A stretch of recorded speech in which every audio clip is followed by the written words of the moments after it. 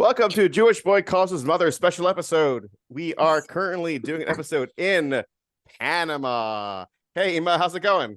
Yes, international time, international communication. Yes. Exactly. So, Baruch Hashem, I'll tell you, I'll be very honest. I had a lot of anxiety about this trip. Well, of course, I have anxiety anyway, but I had a lot of anxiety because, like I said, my trip to Barcelona last year, I was really caught off guard. It was the first foreign trip I had taken since I was, well, other than your father.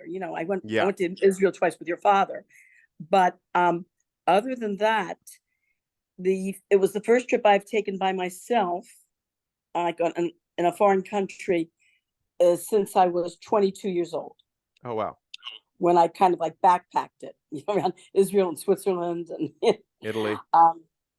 Italy I took with a group. Oh, okay. So that was a whole group tour, but Israel was kind of by myself. So and then Barcelona, when I got there, I was, shocked. Of course, I think we went over that last year when I was there about. Yeah, we did an episode of it. Right, we did a whole episode. So and not only that, but my bad experience trying to get to your sister's bridal shower in Milwaukee. Oh yeah. And getting stuck at the Charlotte airport. Oh gosh. And having just to turn around and fly back to Florida, and then I couldn't find a flight back to Florida. I'm not going to be stuck here forever, But eventually, someone helped me, and I was able to get a ticket for me, and I was able to get back. So anyway, so this trip again, I was taken by myself, and I'm going, oh boy. I hope, God willing, this is a good, easy trip. Please, please, please. So I was, like I said, I have anxiety anyway, and I was on Spilkus, and the flight was okay. It was that's about 2 hours, 15 minutes, 2 hours, half an hour flight. That was, not. It was a nice flight. To Panama? Yeah. Really? That's it? 2 hours to Panama? From where we're in Florida. We're in Florida. Wow. Just like 2.5 hours, maybe 2 hours, 2 hours, 15 minutes. In fact, we had a good time. The weather was good. Nice. The weather was really good. And there was very little turbulence. And Baruch Hashem, in fact, we were ahead of schedule. It was a very good flight. I watched the movie yesterday. Good movie, right? It was a good movie, yeah. I love it. I love it so much. Who's that? Who's the man that starred in it? I'm trying to think. Hamish. What's it? Hamish. Patin. Oh, Hamish Patel, Ima. Hamish Patel. Patel. Yes. Is he Jewish? Because that's a very Jewish name. No, Ima, that's actually a very Indian name. Oh, I'm surprised because I've met people in New York who had the last name Patel. Yeah, what's funny is that the Indian family of Patel, they say, is the Jewish people of India. So is he Jewish? No. Oh. He's not. He's Indian. Was that him singing the whole time? That was not him lip syncing. It was him singing, I believe. And performing. He was actually performing. Yes, I think that was him. He was really good. He was very, very good. Yeah, I love that movie so much. Yeah. So anyway, so I come in and I wake up in the morning, and this is a very nice hotel. I want to give it a plug. It's the Ashel Suites in Panama City, Panama. If you're looking for a place to stay, where From people run it, and it's right in the center of a From area where there's kosher restaurants. There's a couple of shows, a Chabad show, Ashkenazic show. It's located on Thomas Gabriel Duque. House number, I think it's 9B, I believe is the house. So please, in fact, it's a brand new hotel. They just opened it about, I think, a few months ago, and they have a whole kitchen and like catering area. So if you and your family want to come and stay together for Sukkot, or for any of the Yamim Tovim, They're very well equipped to cater to you. That's I really want to give awesome. them a plug. If anybody's considering, from people considering going, to Panama City, Panama, please, stay here. It's a really nice hotel. And they have a espresso coffee machine in their room. Nice. Yes. Nice. So anyway, so this morning I had a tour planned for this afternoon around 2, and it was supposed to be the jungle, Monkey Island, Yeah. stuff like that. So anyway, so in the morning, I decided just to take a little walk around the area, and there's this pretty little park right across the street from the hotel. They have a little kiddie park with all sorts of wonderful, kiddie equipment, playground equipment. They have an adult playground with bicycles and exercise equipment that's open and free to the public. And they have a doggy park. And so I saw a lot of cute little dogs. I saw this one dog. It was huge. It was huge and hairy. And I said to the, at first I speak Spanish. I said to the owner, is that a dog or a bear? It looks like a bear. So anyway, so we went on this, I went on this tour. And when we got to the rainforest, let's put it this way, when we got to the rainforest, I could definitely appreciate the rain part of the forest. It was poignant. It was raining and raining and raining like crazy. But the tour guide, he waited for a while and he said, forget it, we're going to do it. And I was expecting like a big boat or something. No, it was this little, what is it called? Catamaran. What are those boats called? Like a small boat? It's a small boat that goes real fast. Oh, it's a catamaran. Right. It's a catamaran boat. And we got on there. And boy, this boat started, like the waves were coming and this boat starts back and forth. And we're holding on.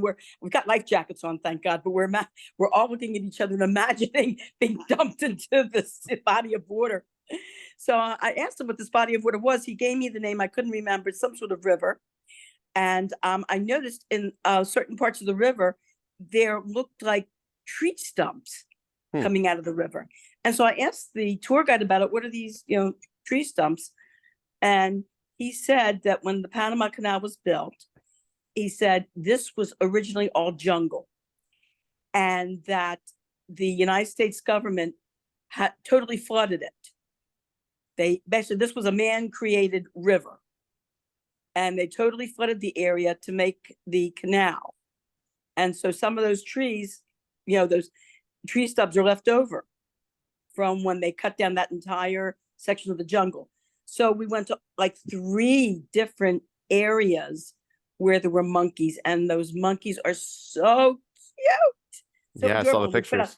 We put out the tour guide gave us peanuts to feed to the monkeys. And you just put it out in your hand, and they come and they pick it up with their hands. They put it in their mouth, and sometimes they'll actually eat it out of your hand with their mouths.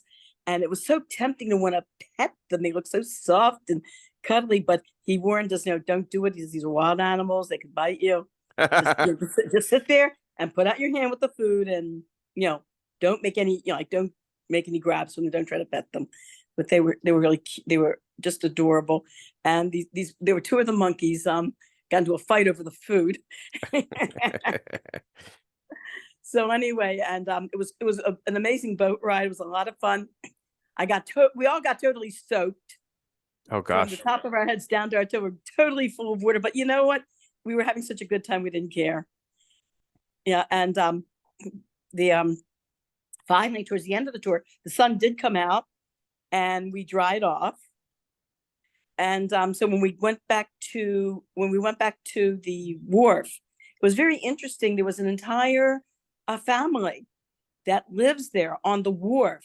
They have they have like a cat, and they have a dog, and they have chickens. They're running all over the place, but I guess they're like the caretakers. I don't know, but they live right there by the wharf. And I saw a boat there. I put on the family WhatsApp. It says, Dios está conmigo. Quien contra mí, which means God is with me, who's against me. Oh wow. like kind of like from Pirkei Avos, if I am for myself, Yeah. or Hashem li ma'aseh li adam, that type of thing. So I just thought it was so very interesting, to see somebody that's got so much faith that they write this right on the side of their boat.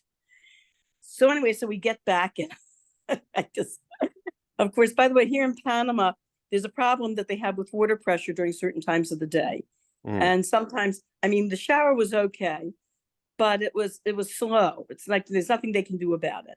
It's not like the United States where we go to a place and you turn on the shower and you could get like a whole bunch of, like real powerful water. So anyway, tonight I went to a restaurant, a kosher restaurant, and I'll give that a plug too. It's Fuego Bar and Grill. Fuego in Spanish means fire. And what I find is interesting about the kosher restaurants here is that in the United States, we're used to seeing actual signs of hechsharim on our kosher restaurants. And, like what group gives the hechsher or what rabbi gives the hechsher. They don't have any of that. You have to ask Orthodox Jews around the area, or you have to ask the hotel people, or you get on Chabad.com, Panama City, and Chabad.com on Panama City gives you a whole list of the kosher restaurants that are available in the area. And it was very close. It was like just a few blocks down. So I had a very nice meal there. And I wanted to have like a nice big steak and wine until I saw the prices. I mean, the cheapest steak was like $40 and the wine was like $30. And I said, okay, forget that. I'll sell for something cheaper. So I got this like big sandwich. It's called the 3-decker sandwich with, it has chicken and it has pastrami and it has beef. And, it was really nice. It was a very nice sandwich. And I was surprised, like before the meal began, they put out these like, they look almost like curly potato chips. And they put that out before the meal. So anyway, after I finished eating, I went to pay the bill and the waitress tells me somebody paid my bill for me. And I said to her, well, what about your tip? And she said, he paid the tip too, paid the whole bill. And I said, is he here? She said, yes. I'm looking around the restaurant, looking. I can't imagine like looking at all these different. So I said, is he handsome? And she says, yes. So I said, well, where is he? I want to thank him. He says, nope, he wants to be anonymous. Okay. So I was thinking to myself, I'm wondering if it's some young guy. Maybe I remind him of his mother. But something similar like that happened when I was working at Burger King in 1970. There was a young man that was working at the front of the counter. This woman comes over to him and says to him, you remind me of my son who's serving in Vietnam. And she hands him a $20 bill and walks out the door. Wow. Yeah. Jeez. Yeah. It's funny you're talking about this, and it sounds like nice adventures. Do you plan on going to are there any archaeological sites in Panama that you're thinking of going? That's a good question. I never thought of archaeologists. I know that they do have museums of like Indian art and things like that. What I want to do tomorrow, though, I want to go to the Bio Museum that was designed by Frank Gehry. Oh, nice. And a couple people have been there and told me, hey, it's a really excellent museum. You've really got to go there. It's very interesting. So, so I want to go there God willing, tomorrow. I love Frank Gehry. He's so cool. His architecture is so out of this world. By the way, you saw the picture I showed you, the building, that unusual building. Yes. In it, I couldn't believe it. I've never seen a building like that in the United States. It was like, how would you say it? It was like, not.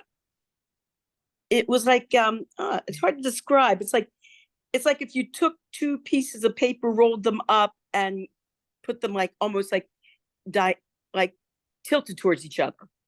Yes. Very unusual building. Yeah. So what's cool is I just sent you So there is some archaeological sites in Panama to check out. There's an archaeological park in Panama City. So it's southwest of Panama City.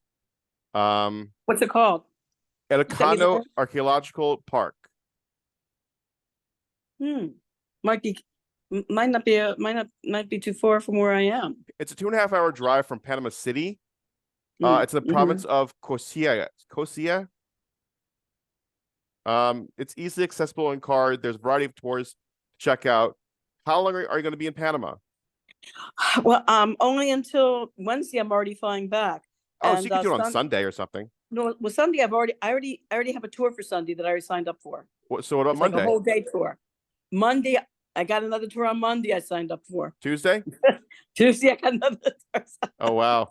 Where are these tours? What are you touring? Okay. The tour for Sunday is an entire day tour. It's an Indian village.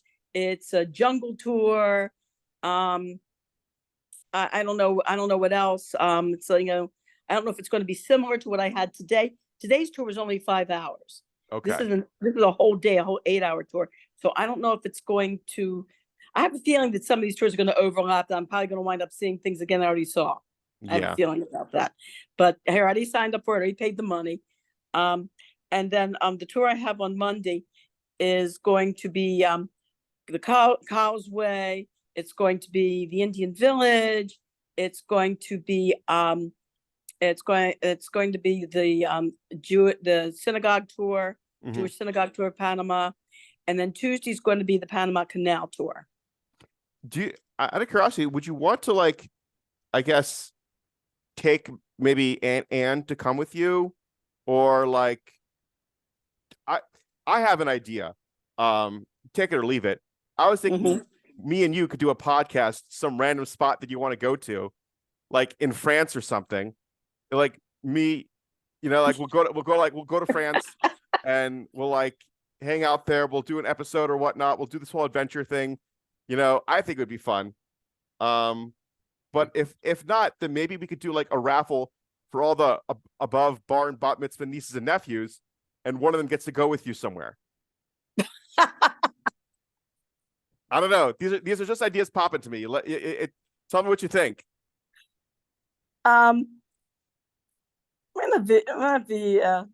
But I was thinking though, after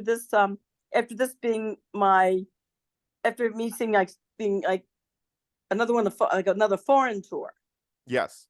I was thinking maybe I'd like to do something with the United States. Okay, so we could do that.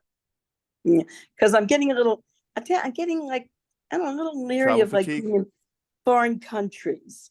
I understand. And having to adjust, and you know, having to yeah, I mean, like I said, I speak Spanish, but it's not fluent, and you know, so you know, and feeling your way around the place, not knowing the culture, the language, or whatever, you know. So I was thinking maybe I would like to do something more within the United States. Like I've never seen Grand Canyon, Alaska. That'd be nice, or Alaska. Oh, Alaska, that'd be nice.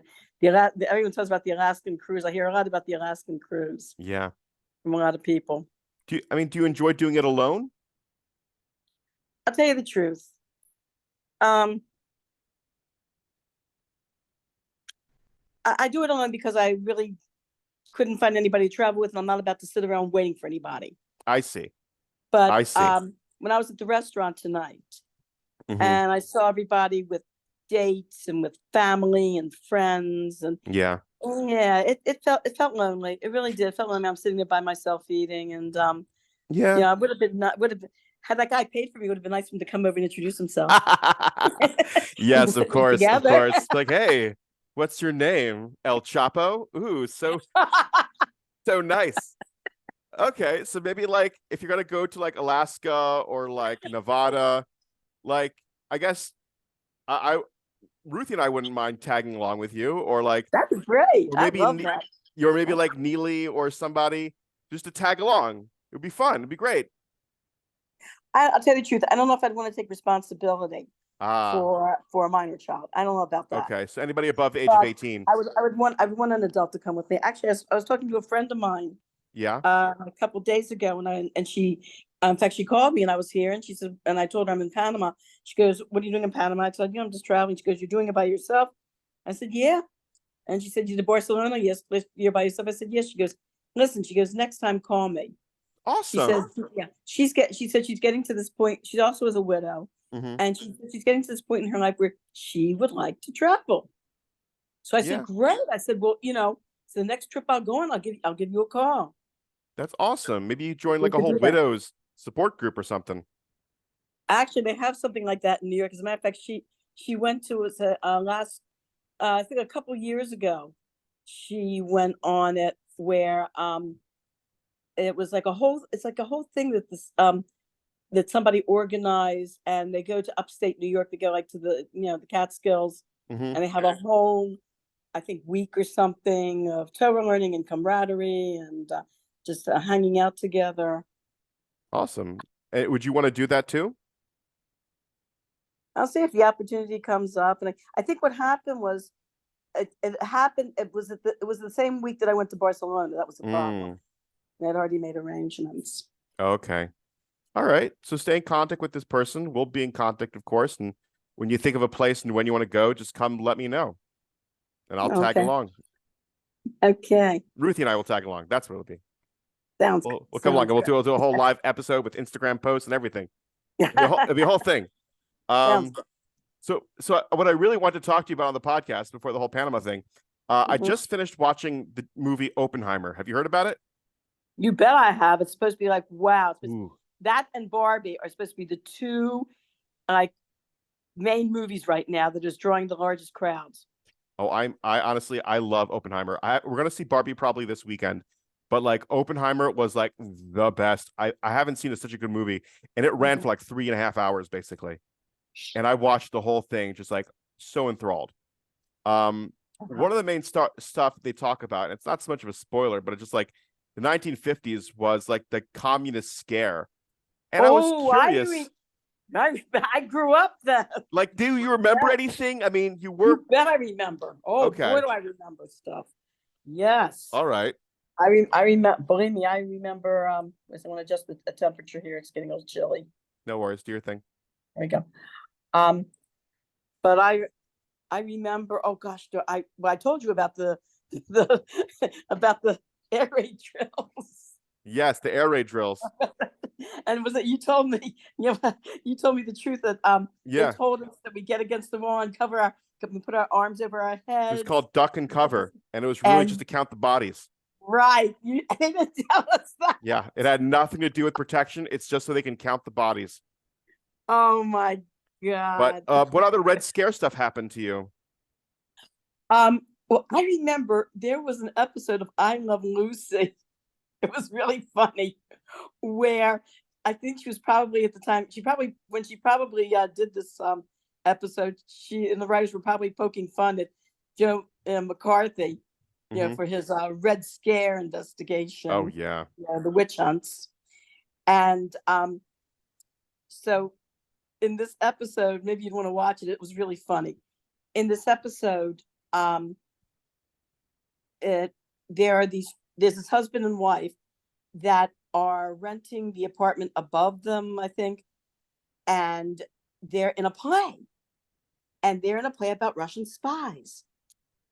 So she overhears them talking, like I think through the door or something, not realizing they're rehearsing for a play, and she thinks they've got real Russian spies living above them. So she sneaks into the apartment to like snoop Yeah. to see, if she can find any evidence. And they start to come in the door. So she grabs something and she puts it over herself and makes the shape of a chair. So the guy is going over his lines and he sits down. She's got to keep that for my setting. Finally, they leave the room and she's able to sneak out. So she calls the police. And the policeman on the phone says, "How did you find out this information?" So she said, I sneaked into their apartment. I pretended to be a chair. So the policeman thinks she's a kook and says, well, hang around a little longer and maybe, little girl, you'll grow into a big sofa. And he hangs up on her. Oh gosh, that's funny. You Did gotta did your watch those. Funny. was your parents ever involved in the Communist Party when they were younger, I guess? No, they weren't. No, they weren't. Really? They were because well, my father, my grandfather was one of these people who he knew he was not a useful idiot. He knew what the communists were about from the very start. The only thing he did when he was a teenager, he did attend a Bolshevik meeting in the woods. But you're looking at like 1900. Hmm. And he told me that, but the Cossacks came and broke it up before they could get anything accomplished. Oh, okay. Yeah, but he realized from from the early 1920s, he realized right away what Stalin and Lenin were about, especially Stalin, what a thug he was.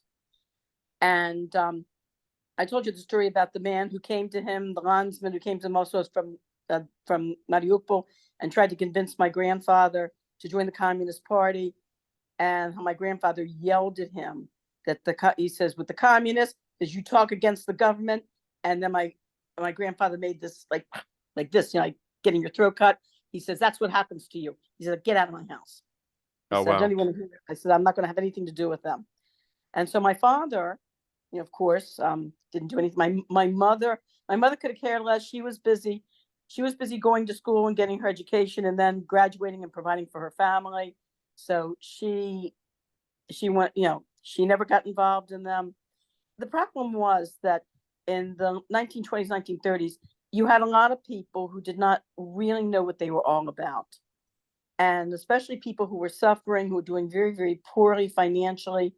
And here along comes these group of people that say, hey, we'll take care of you and we'll make sure you've got education and medical care and we'll make sure you've got this, And so to poor people that, have very little hope, something like this sounds good, which is how the communists got their foothold in the Russian society by promising them land, peace, and bread. And in the end, they got none of that.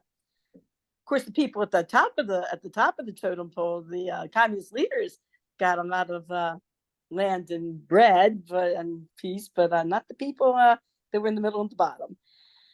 So anyway, and when I was a kid, we really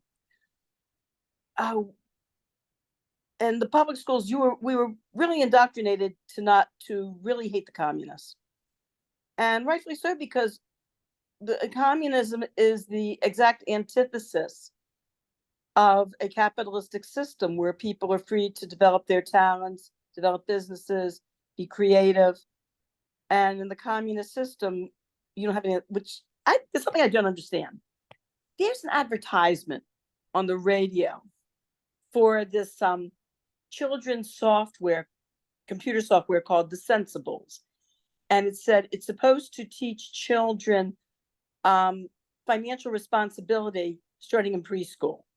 So the advertisement, there are these two mothers that are talking, and this one mother says to the other that her little girl just bought a new bicycle with money she saved up. So the other mother is shocked. She goes, oh, my kids don't know how to save. They spend their money on video games as soon as they get it. So then the mother says, well, do you know that in communist China, children are taught financial responsibility from the time they're in preschool? So I thought to myself, what? Communist China is a communist economic system. What kind of financial responsibility can you teach in a communist system? The government owns everything. But that's the thing about China, actually, and that's what makes them so scary, is that they're supposed to be the communist regime that won, because it's a capitalistic communist environment where now you have this middle class in China that's just growing exponentially, and you have all new innovations. The biggest social media platform, you know what that is? TikTok from China. Very well aware of that. It's amazing what they're able to accomplish and still maintain their communistic ideology, which begs to question, So what really is communism? Because clearly we thought communism was this ideology that failed, because you look at Russia, but China is communist and they've been successful. So that's been this whole, debate and comprehension in the Western Hemisphere, socially speaking, of like, well, maybe some part of communism is successful and is good. But that's, Well, again, that's actually, more for the what goes on in the politicians. system, it's not the communism that's succeeding. It's because they're taking on capitalistic, they're actually taking on capitalistic practices and trying to incorporate them into Correct. the communist system. But I don't know, I've spoken to some people who have been to communist China. Mm-hmm. And I've asked them about what this business about, are they capitalistic now? Or I understand there's a rising middle class, what's going on? And you know what they told me? What? They said BS. It's all propaganda. Because these people have been to China, toured China. They said people there are just as poor as they ever. You have people at the top, you have the elite. But he said a lot of this stuff that they're showing the world is pure propaganda and is really not true. Mm. There's also something else too. What I found is interesting is every now and then you hear these news reports about certain products where they fouled up and accidentally poisons were put into them and people or pets died. And then they said that an investigation, I've heard this on the news where they said the communist government, the Chinese government launched an investigation. They found the person responsible and he has been executed. So if you live in a system where if you foul up, you get executed, you know what? You're going to perform real well. True. That's motivation. It is. It is. Do it right or you're dead. Yeah. It's. I had another question I was going to ask you. What are you proud of but never got to brag about? Unfortunately, I've gotten to brag about everything, even stuff I wasn't proud of. Oh, yeah? I don't know. Just thinking of something. I can't think of anything that I haven't. You haven't boastfully talked about? And your sister made a comment that she thought Freud would have a field day with me. Yeah, probably. I cannot think of any. I cannot think of anything. Oh, did I tell you we're talking about communism? Did I say about? I think I told. Was on one broadcast where I told about this friend of mine that accidentally joined the Communist Party. Oh, I think we've talked about it, but like refresh my memory. Just okay. What happened was this guy goes where a friend of mine goes to college, Drexel, and he calls me up and he says he decided he wants to get politically active. I go, oh, it's good. Because I was politically active when I was in college. So he says, I joined a political party. I said, great. So what party did you join? He said, I joined the Socialist Party. I said, hey, it's not bad. You know what I mean? Because socialism, it's not communism, but it's like mild. You know what I mean? Yeah. It's still like certain main things. At the time, as a college student, I thought socialism was pretty decent. Yeah. Then you talk to people from countries like England and other countries where they have socialized medicine. And Canada, and it changes your mind real fast. It's nice in theory, it does not work in fact. So so he says, he says we meet. He says for some reason we meet in this basement. I go, okay. He says we call each other comrade. I said, did they give you a card? I said, did you join the Socialist Party or did you join the Socialist Workers Party? He says, wait a minute, let me look at my card. He says, it says the Socialist Workers Party. I said, you idiot, you joined the Communist Party. He says, what? I love it. And that went to Drexel. Oh, wow. Wow. I went to Towson. Go figure. On another question. What? Oh, there's something else I thought of today. Sure. You're talking about something I bragged about that I was proud of. I don't know if we covered this. We might have, I'm not sure. But when I was in college, when it was my freshman year, we were using what I liked about our history professor in college, a Western Civics professor, he did not believe in using textbooks per se. He felt they were too cut and dry.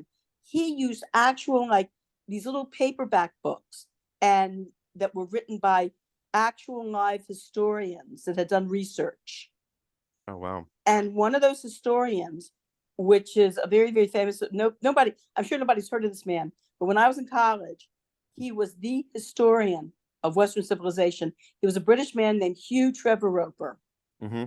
And he said in one of his booklets that whenever people are oppressed and have to, say, run, or an oppressive situation, he says they spread as they run, as they migrate to other places to get away from the oppression.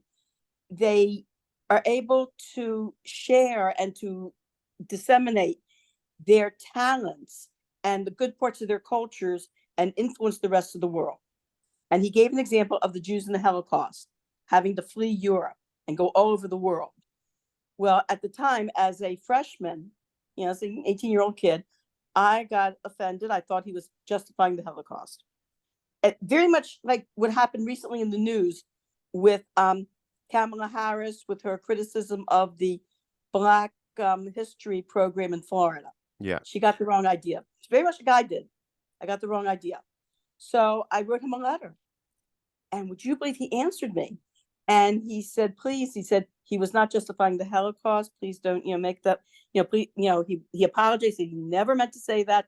He says what he meant is that this is how can you say it? It's in Yiddish, a klal, it's a rule, like an axiom. It's an axiom of history, that wherever people are oppressed and they run from that oppression and they migrate to other places, they take their talents and the good parts of their culture with them and disseminate them around the world. So a friend of my sister's was going to Duquesne University at the time, getting a master's degree in history. Now, anybody getting a master's degree in history in those days knew the name Hugh Trevor Roper, because his writings were the Bible of the history of Western civilization. So I had the letter sitting on this like planter as you walk in our house, and he comes in to say hi and visit with the family, and he looks at the planter and he looks, he goes, looks at me and he goes, "What's Hugh Trevor Roper doing writing you?" That's awesome. You don't have the letter anymore, do you? No, I should have kept it. Just like I should have kept the letter that H.A. Ray wrote me. That would have been worth something. Well, if you want to let you know, an autographed letter right now goes for $320. Darn it, that would have been $320 extra I could have had in my pocket. Yeah, whatever. Well, your sister and your brother-in-law's college diploma, which was signed personally by Bernie Madoff, that's going to be worth something in 50 years. That's like getting Al Capone's signature or Adolf Hitler's signature. Jeez Louise. Okay, thanks for the comparison. Last question. What is your favorite breakfast food?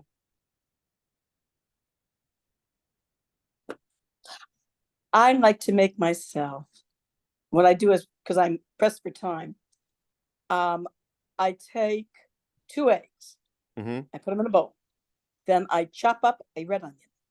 Then I dice up garlic. Then I slice up a couple mushrooms.